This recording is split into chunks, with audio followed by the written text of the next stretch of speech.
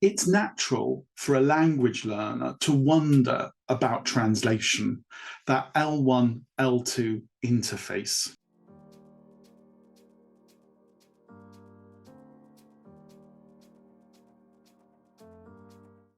Hi, I'm Hedvig from Gallery Teachers. Welcome to our channel. If you are an English teacher or considering becoming one, make sure that you subscribe to our channel and hit the notification bell for a weekly TEFL teaching tips.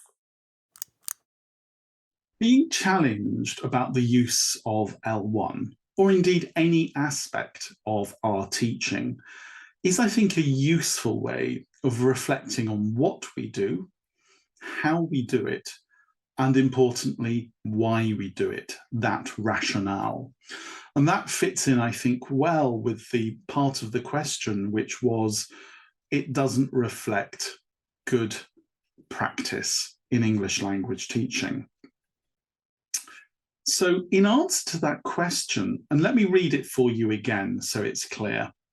A colleague challenges you about the use of L1, the student's own language, in the classroom, stating that it doesn't reflect good practice in ELT. My answer would be this. L1 use has a long history in English language teaching, and it reflects, certainly nowadays, the needs and wants of learners worldwide.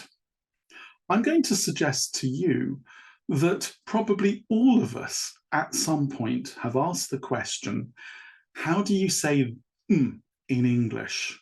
So it might be, for example, how do you say élan, schadenfreude, saudade, duende, or hiraeth in English? Words taken from French, German, Portuguese, Spanish, and Welsh. It's natural for a language learner to wonder about translation, that L1, L2 interface. Interestingly, both top-down, so from language policy writers and makers that influence what happens in wider society, as well as in the language classroom, and also from bottom up, the demands from teachers and their sense of plausibility about what does work, including the use of L1 to benefit the classroom.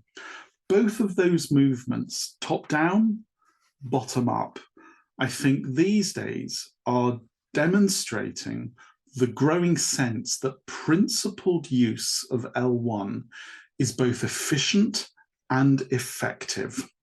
Let me focus there on that word, principled use.